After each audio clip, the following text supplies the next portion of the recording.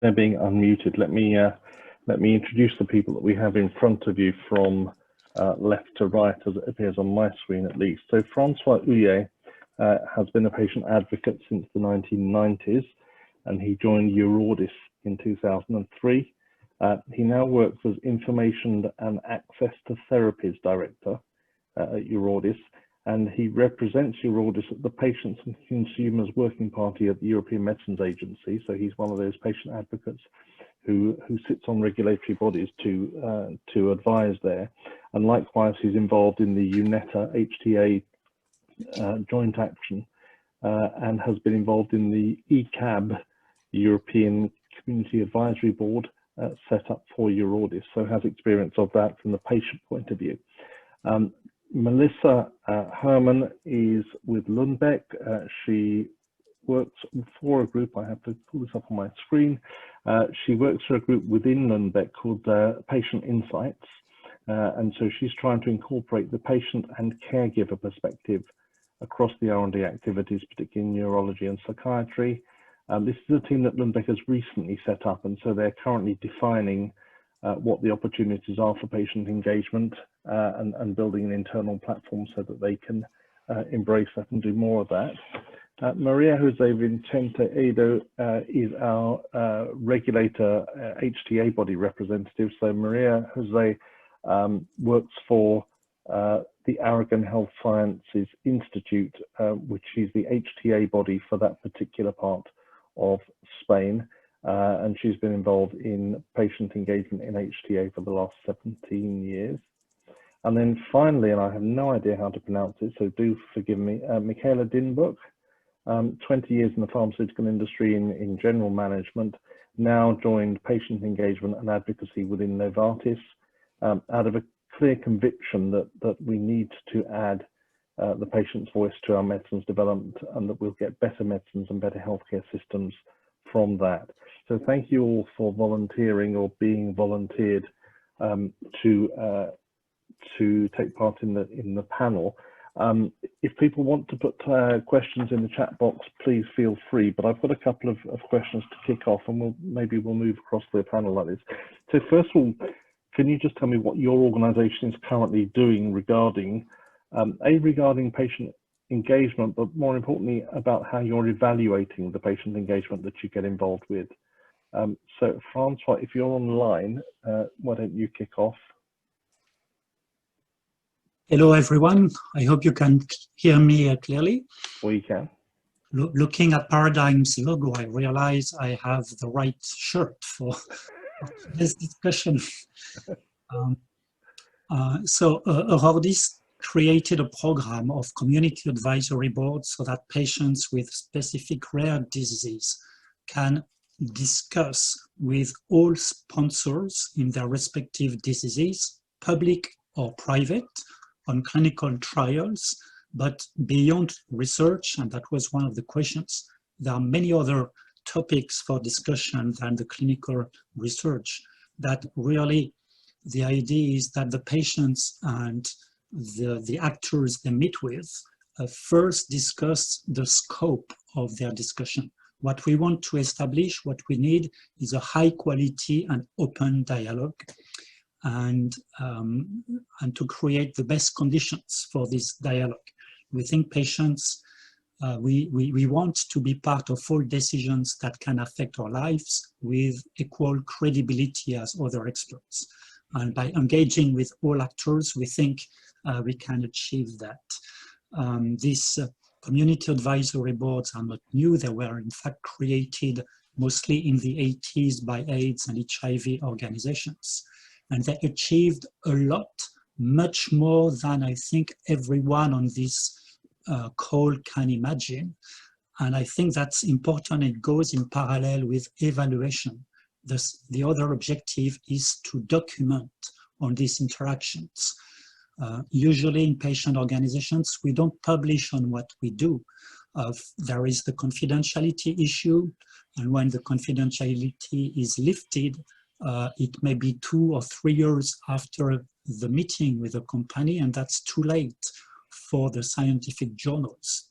They're no longer interested in things that happened a long time ago.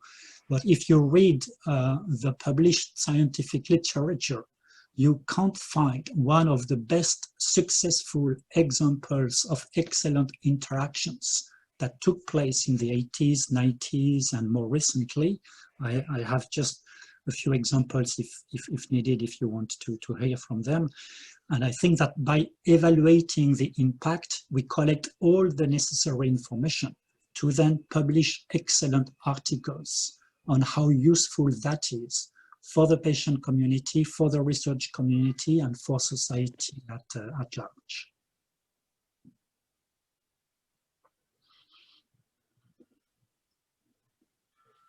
I don't know if that responds your questions. I can elaborate more after, but maybe other. Thank you, Francois. I think that responds very well. I had to unmute Paul for a second. Yes, my apologies. If you have any issues with mute, let me know or let us know in the chat, but everyone should now be able to talk. Right, my apologies. Melissa, over to you. Tell us what Lindbook are doing in patient engagement, and in particular how you're assessing whether what you're doing is valuable.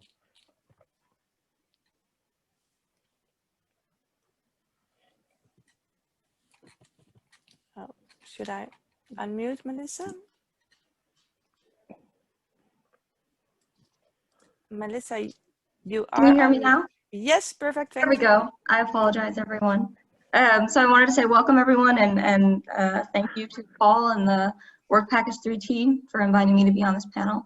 I think it's incredibly exciting to see all our really years of work culminating into such a usable and practical tool that really is so full of valuable content and so practical. So thank you all. It's exciting to see it. So my name is Melissa, and I'm working at Lindbeck on our patient insights team. For us, in terms of what we do, it really starts with the question that we need to answer. So we work cross-functionally with teams that are in the medical area and also with awareness of what the commercial teams are doing. And we try to really understand what is the question, what is the evidence that needs to be generated, and then trying to understand and kind of piece together what type of patient engagement methodology would then fit best or best answer the question being asked. So in terms of the way that we evaluate, I think that this tool really gives us a beautiful structure and a template to kind of begin to work with. But in the way we consider it, we almost start with the impact, so the right-hand side of the tool first, and then kind of link that actually to our objective. So we kind of think of those two spectrums of it, or ends of it, and then we kind of fill in the middle in terms of actually using the tool in practice. But I think that the tool itself gives finally a shared vocabulary to explain these types of measurements and methodologies to colleagues who aren't necessarily embedded in these types of activities on a day-to-day basis. And it also puts some very tangible both quantitative and qualitative measures to be able to communicate the value of these activities across the organization. And I'll pause there to let other panel members speak and can answer more specifics about our activities as we go on. Right, thank you. Maria Jose, are you there? Yeah. Hello. Yeah, can you hear me? We can. Yeah, yes, thank you, Paul. Well, as you all aware, HTA bodies, we have many challenges we have to face when we involve patients in HTA process. We use many different approaches. We all know that we have guidelines, we have methods, but we don't have any framework exists to help to determine which approach to use in particular circumstances. We are very aware sometimes that things are not the way we want, or the results that come up are not the right way we expect, but we don't know why. That's the difference. So I think this type of monitoring evaluation frameworks can help to identify in the whole process of HTA where we have to improve or how we can improve. The good things about this monitoring evaluation framework is the flexibility. As you know, HTA bodies has different role depend on the country they are. So we cannot have any monitoring evaluation framework which are rigid. It has to be flexible, it has to be adaptable, it has to respond to the needs in each country. So to have a roadmap and a structured guidance, I think it will help to improve. At the moment, how we evaluate what we are doing, as I said, it's not a very systematic way, but we have experience of surveys or questionnaire, but we focus mainly on about patient satisfaction about the process of using interviews, questionnaires, but we are missing one very important issue in this evaluation process, which is involving the rest of the stakeholders involved. Since HTA processes involve many people, and the final outcome will depend on them, I think, in my opinion, it's important to involve in the whole evaluation process to all the stakeholders involved, whether the pharmaceutical industry, HTA body staff, health economists, lay people, clinicians, all the people who are involved in the process. Later, if you want, we can discuss a bit further if you need something else. Thank you. I think I identify a lot with what you said at MSD when we've done them in the past. We only start evaluating how it was when we kicked the patients out of the room. And the idea of actually evaluating with everybody is going to be an interesting challenge for us. Yeah. Michaela, can you tell us about Novartis and where you are? Yeah, thank you, Paul. And by the way, you pronounced my name very well.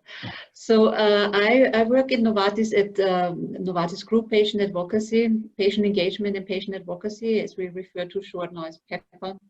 And what we do is we measure patient engagement, I would say, essentially at two levels. One is at the initiative or activity level, where we measure things like how was the satisfaction, etc. And also what was the implementation then of the feedback that we receive. And there I see the tool as a way to standardize the approach to how we measure, because each team would at the moment maybe do it in a different way or slightly different way as much as we try to standardize. This tool will really help us to standardize it across the company. But in my role at the group level in Novartis, one of the tasks I have is to measure patient engagement at the company level. And the origin of that is the launch of a commitment to patient and caregivers that we have co-created with the patient community. One of the core things that we heard when we did that was don't produce a document from a company, but make sure that you also show us what you're doing. So really show if we're really making progress. So this was the origin of the thought to put together what we called a KPI framework of patient engagement, which at the company level measures on how we make progress along the 4 pillars that our commitment has, which is respecting and understanding the patient community perspective. It's in evolving and increasing access to medicines. It's conducting responsible clinical trials, and also the importance of being transparent on what we do together with the patient community, but also being transparent about the results of our engagement or the insights that we collect. So that origin of these 4 pillars then kicked us off in working on how can we make sure that across the company, across different functions, across different teams, to make sure that we measure patient engagement and how we make progress. As you can imagine, that takes measurement at an additional level of complexity, because we tap into different teams, we tap into different systems, and we tap into different ways of measurement that are not necessarily automated. So where I see the potential of this tool is this will give us a framework to standardize and synchronize how we measure, and it will also give us a way to document in a new unified way on what we did, and then also how we make progress across the whole company, not only at an initiative level. Thank you. I mean, certainly that resonates with me in that, well, I think when I started this, I was thinking about patient input into the design of a phase 2 or a phase 3 clinical trial. But as things have broadened out, it's quite clear that there should be patient input into all sorts of decisions about what research we even start, and how we disseminate results and how we communicate with patients. And it's clearly the whole life cycle of the medicine, not just the clinical research process, and that's a big fish to catch. Thank you. There's some questions coming in, which I think are interesting. One is from Trishna about how we intend to disseminate and promote and encourage the use of this tool or the principles within it. So if any of you have ideas about that, there's 150 people on the call. Probably most of them are positive and advocates of it, but there's an awful lot of people in organizations who are not on the call. So I'd be interested in ideas about how we drive this into normal business. Let's go for question 2, which is about the co-creation of the development process. To what extent are companies and patient organizations involved in co-creating clinical trials, co-creating research agendas? What sort of experience have you had? You're all this, obviously you're close to the patients with rare diseases. Do you find that you're welcomed in and that you're really influencing decisions, or do you find that it's a token gesture? So Francois, you're muted, and I'm not sure you can unmute. I think Lidva has to do it for you. There we go. What we observe, there are differences from one community of patients to another. And within a community, there are differences depending on who they meet with. There are companies more open to listen to the patients, and not only companies, but public institutions or regulators. But what we see is that when you really can make a difference, when you have a real good point to make, and it takes time to engage a dialogue with patients and to really have an in-depth discussion. But we see trials that were completely blocked with recruitment that were close to zero. It's only when they met with the patient that the sponsors understood what the difficulties were, which had been overlooked by the clinical investigators themselves. And we have series of clinical trials, of examples of that kind. But it's not just about recruitment. It's also discussing when a possible compassionate use could be envisaged in the development of your product. If you don't anticipate that question, as soon as you communicate on promising early results, you have a problem if you did not prepare for that and explain with patients. It's too early, but when we have these results and depending on our production capacity, maybe we can start something by then. And these discussions are possible, and when you anticipate as early in advance as possible, then everything is smoother. Or you can have completely different discussions. We had an example of a company who wanted to discuss the concept of reasonable price. Well, in fact, it's the patients who wanted to discuss reasonable pricing. They had a meeting about that. The company immediately realized that the patients were not trained about pricing policies. So they interrupted the discussion. The company gave an educational grant to the patient group so that their representatives could attend trainings in universities who train about pricing policies. And then they resumed the discussion and they came to a very intelligent discussion. So we are not always successful, but what we know is when we reach that level of high quality dialogue, mutual understanding and respect, in fact, we can only agree. When companies, when sponsors and patient representatives don't agree, most of the time it's because there was a misunderstanding or not high quality enough dialogue. Thank you. And certainly discussing pricing and pricing strategies is one of the reasons why some companies avoid talking to patients, because patients will ask difficult questions. And sometimes it's easier not to face those questions, but that's part of the challenge that we all have. Melissa, experience of co-creation, are you actively doing it? How's it going? So co-creation is something that we are not actively doing in a specific activity at the moment, but something that we have tried to set up quite a few times.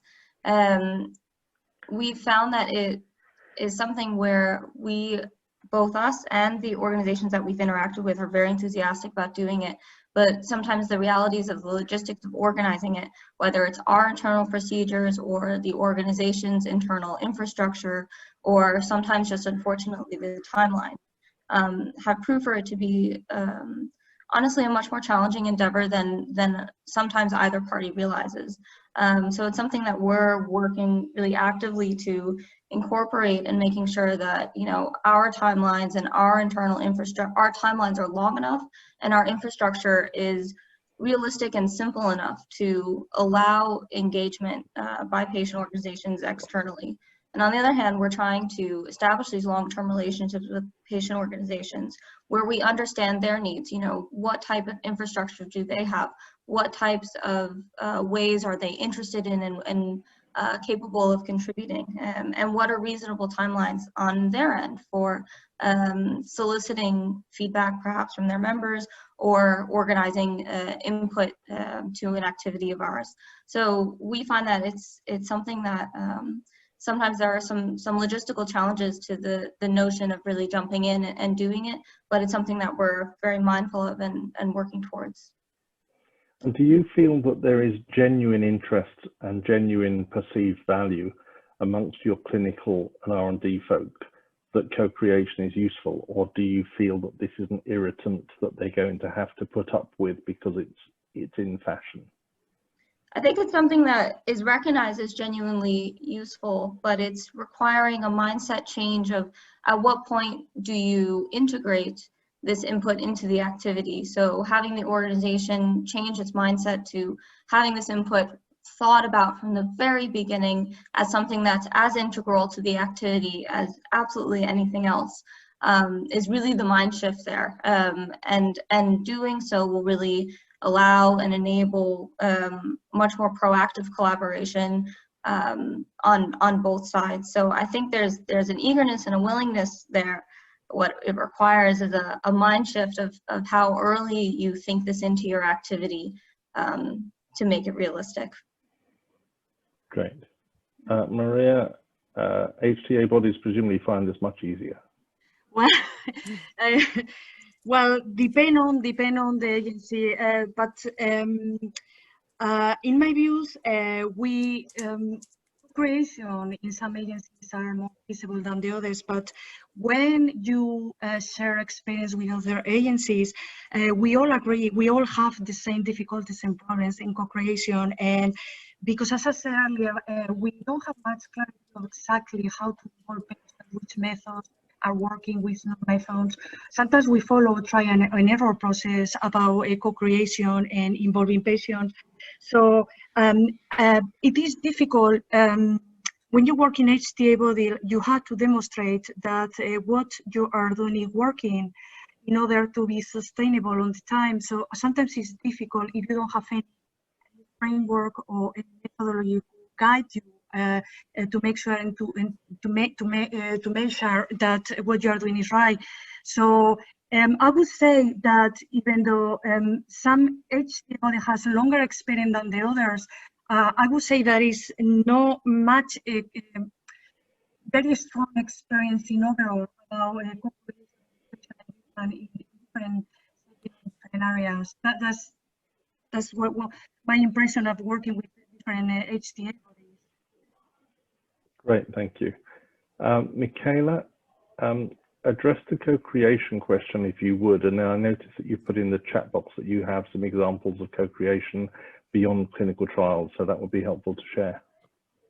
Yeah, so the co-creation effort for clinical trials is something that we are working on. I couldn't claim that we would do it systematically and consistently across all trials, but the fact that we are measuring in how many trials we are doing it or where we had patient input, and the second fact that we are being public about it, has created a lot of change. So the fact that we are measuring how many clinical trials have patient input and patient engagement, and then publish that number, has alerted a lot of teams to look into the importance of measuring.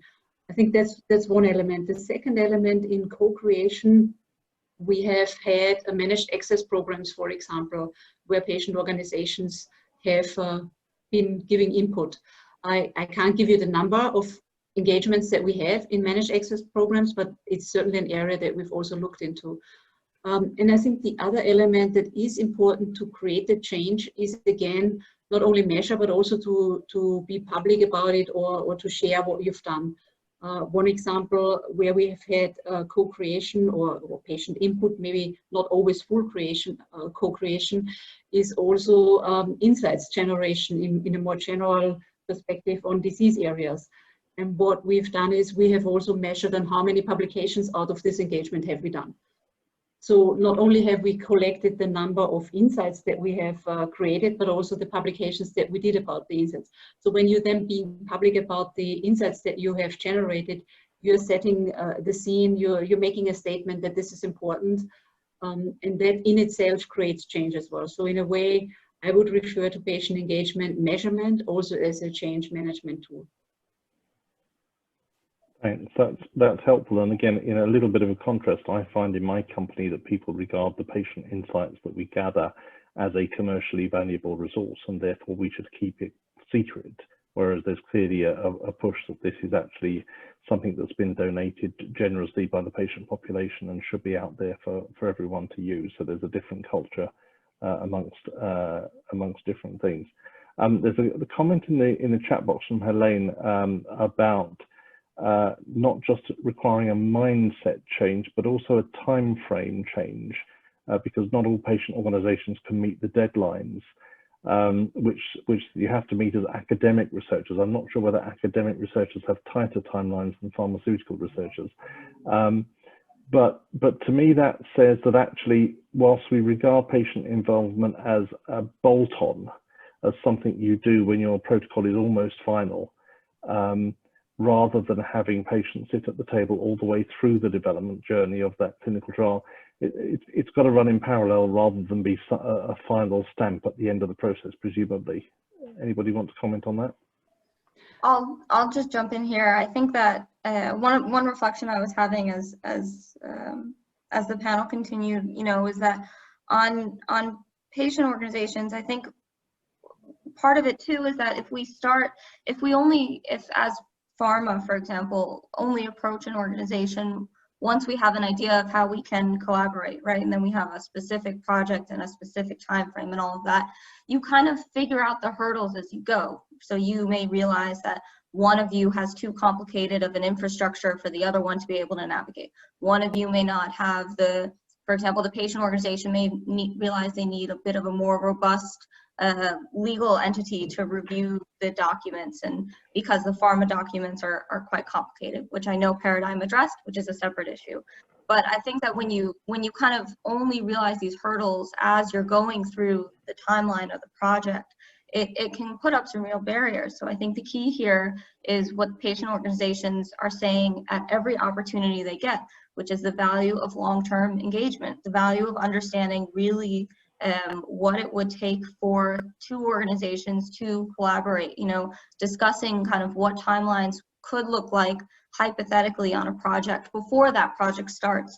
That way you don't find out, as you're in it, for example, that you're not going to make the timelines, or maybe the patient organization realizes that the review rounds and collecting their input takes longer than they anticipated, or we as pharma realize that we need tighter timelines than maybe we initially thought. So I think having these discussions, separate from the context of the project, which itself is difficult because often the project ends up being the reason that the connection is made. But I think having these long-term relationships, irrespective of a project with its specific timelines, then allows both parties to really understand what would be required for an engagement, what are the logistical undertakings, and what do we each need to do to make sure that a collaboration can thrive within a time frame that's set. Right. Well, I would like to add to that. I think timing and cost are more a question of planning. Mm-hmm. Because if you take timing of the patient engagement, even if it's very continuous, compared to the timing or the time that a clinical trial runs, it's a small part, mm-hmm. Both in time and cost. And if this is becoming something, the way we work, something that we do, then it's part of the planning. And if that becomes a reality, then timing or cost are not an element in the context of a bigger context of a clinical trial. And I would like to add to that we've had experiences also in first-in-human trials with patient engagement, and first-in-human trials are fast turnaround trials with short timelines compared to other clinical trials. And also there it was possible, but again, it requires planning. Okay, and I can see some comments from Helene about the timelines being dictated by finance applications, and also not to overburden the patient organizations. Francois, from your point of view, do you have, if every company turned around tomorrow and said, right, we'd like a patient on every clinical trial project development committee, do the patient organizations have the resource, or how should we proceed if all of a sudden the floodgates open? Well, first, one aspect is that some patient organizations, and most patient organizations, can be very reactive. It depends on how things are organized, who is the preferred contact person for which company, when there are different companies by disease. But we have excellent examples again of a company that was facing a shortage due to contamination. They contacted their contact within the patient community, and within 4 hours, 20 different groups were working on the press releases and the information etc. We can be very reactive. So now we think there are different models to interact with patients. The one we promote, called Community Advisory Board, is when the patients with the disease create their own board with their own volunteers, and ideally they should work with all companies and all public institutions involved in their disease areas. And I could explain you why I think that's the best approach, rather than to have one company with a patient advisory board interacting only with this patient. But that's so that's a challenge. We all want to do our own thing, but that's not efficient from the patient side. Excellent. I can see a little bit of discussion about the academia requirements, which having never done a PhD myself, I'm blissfully ignorant of, but I accept that there's an issue. Let's bring it back to the monitoring and the evaluation side of things. Can I just ask people, have you used the framework? What was your experience? What would be your advice to patient organizations, companies online, about how they should move forward in using the framework? So why don't we go the other way around, just to catch Michaela out. Michaela, what would you say, have you used it? What were your experiences, and what would you say to the 140 odd people who are listening to us? So we have engaged in piloting parts of the tools early on, with piloting or testing it against individual initiatives, but we've also worked with the academic colleagues on Paradigm in testing the tool against the big framework for company measurement. And I would say for an individual initiative, the tool is extremely pragmatic. It always requires pragmatism, also on how many metrics and elements you select. I think that will be the art of the user. And for the big company type of measurement, when you measure against the company framework, what we have learned and what we will be also working with is that the tool sets a framework, sets a standard. And I think that in itself already facilitates measurement, because if you are consistent with how you measure and what you pick from the overall tool, then you facilitate the use of it. And I think that again helps the change. So in a nutshell, yes, we have used the tool, and yes, it can work, and yes, it does work at the individual initiative, but also as a company framework. But there's more work to be done to do that at the company level as well. Yeah, I hear that. I think that's important. Maria Jose. Yep, we haven't used this particular tool in patient engagement, but we use others. But my advice for HTA bodies who want to start to use this tool in particular, I would say just 3 points. It needs a culture change in evaluation process. Organizations, we are not used to evaluation. We see evaluation as a control, as a reproach, not as an opportunity to improve our performance. So it needs to be first a culture change that I think is being addressed before. My second advice will be, as it's been explained during the process of monitoring the evaluation framework, we need people from the HTA bodies. We need to gain some new skills if we want to use it in evaluation methodology, qualitative research methods, quantitative, as they explained before, that they need to use this framework. And the third thing that I think I mentioned earlier, and I think it's important as well, is involve in the process all the stakeholders in the process on HTA body, which I think is key.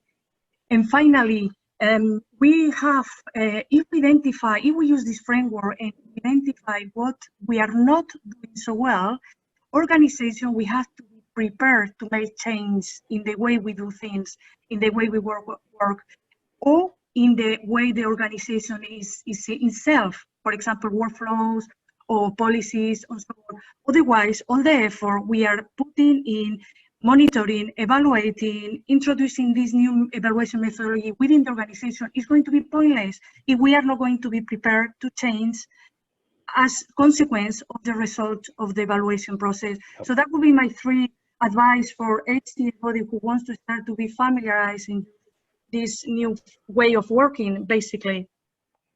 Yeah, thank you. That's the way to drive change. Melissa.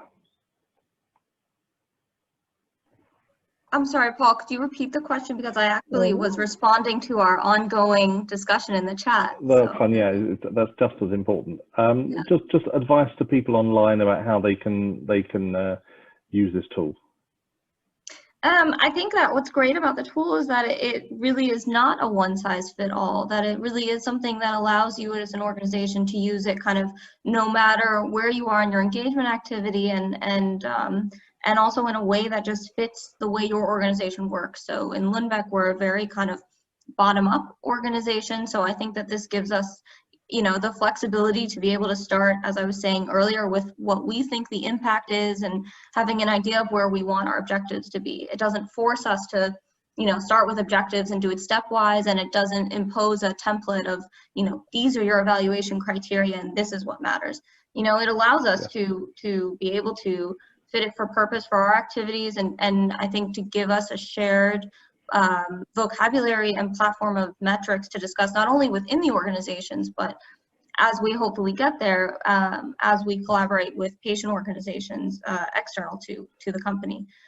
So that's what I see as being so great about this tool.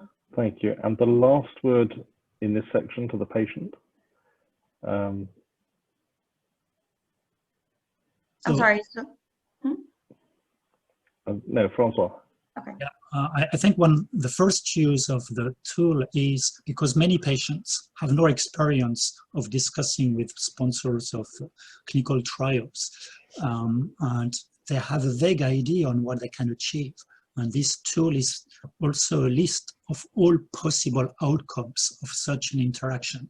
For many, it's an eye-opening tool. And then, of course, it covers so many possible aspects that they need to discuss among themselves what exactly they want to achieve when meeting with company A, B, or organization A or B. And then I think they should start with limited scope or limited indicators, and then expand, because when you want to take too much on board from the very beginning, then you can very rapidly feel overwhelmed. Knowing that sometimes you may decide, okay, this is what we want to achieve, so we will target this objective and this one, and finally the discussions you have are completely different, and you may achieve a completely unexpected success in a completely unexpected domain. Yeah. Still worth documenting, because that proves the impact of the interaction. Also having in mind other aspects that also need to be documented. Not everyone is convinced patients should be discussing with all actors. There are still reluctances and hesitations about that. Are we creating an elite club of informed patients who fight for their own interest and not the interest of the community? Is this introducing conflicts of interest, and which one? Does it prevent us from then discussing with regulators or HTA?